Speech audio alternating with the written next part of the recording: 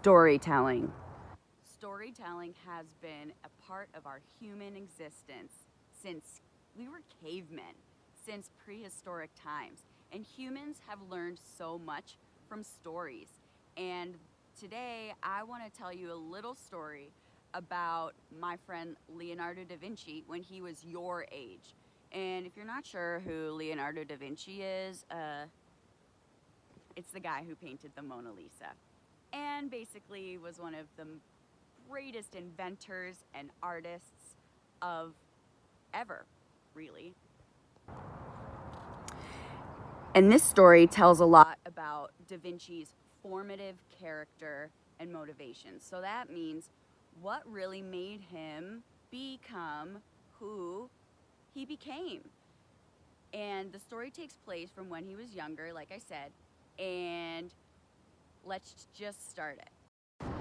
But first, know that the setting where the story takes place is Tuscany in Italy, and we're at the mouth of a cave.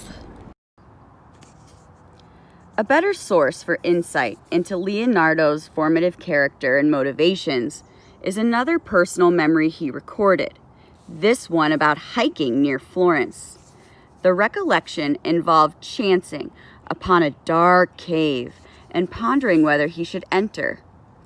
Having wandered some distance among gloomy rocks, I came to the mouth of a great cavern, in front of which I stood some time, astonished, he recalled. Bending back and forth, I tried to see whether I could discover anything inside, but the darkness within prevented that. Suddenly, there arose in me two contrary emotions, fear and desire. Fear of the threatening dark cave, desire to see whether there were any marvelous thing within. Desire won. His unstoppable curiosity triumphed, and Leonardo went into the cave.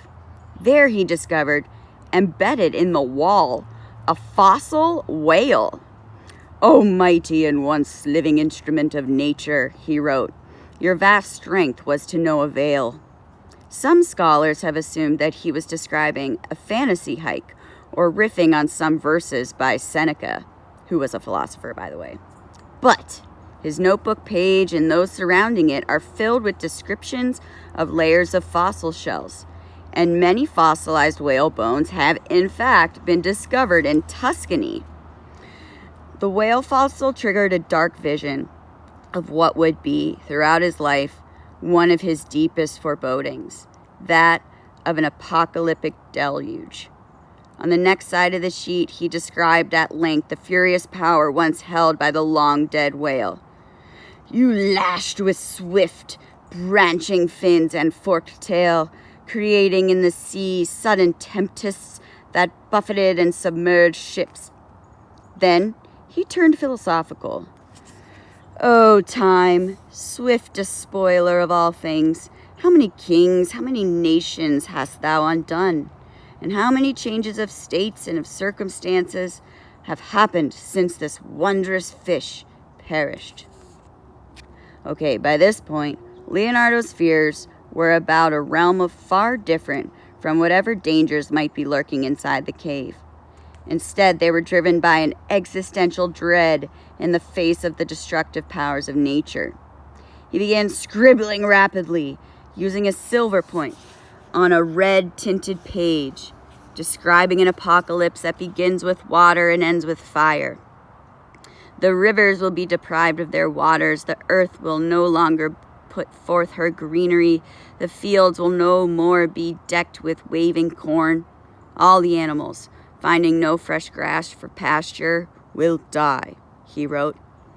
In this way, the fertile and fruitful earth will be forced to end with the element of fire, and then its surface will be left burnt up to cinder, and this will be the end of all earthly nature. Yikes. Ignore that part.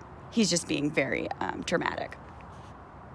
The dark cave that Leonardo's curiosity compelled him to enter offered up both scientific discoveries and imaginative fantasies, strands that would be interwoven throughout his life.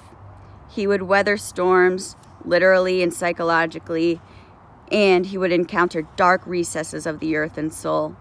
But his curiosity about nature would always impel him to explore more. Both his fascinations and his forebodings, which is fears, would be expressed in his art, beginning with his depiction of Saint Jerome agonizing near the mouth of a cave, and culminating in his drawings and writings about an apocalyptic deluge. So the point is to be curious. Be curious like Leonardo da Vinci.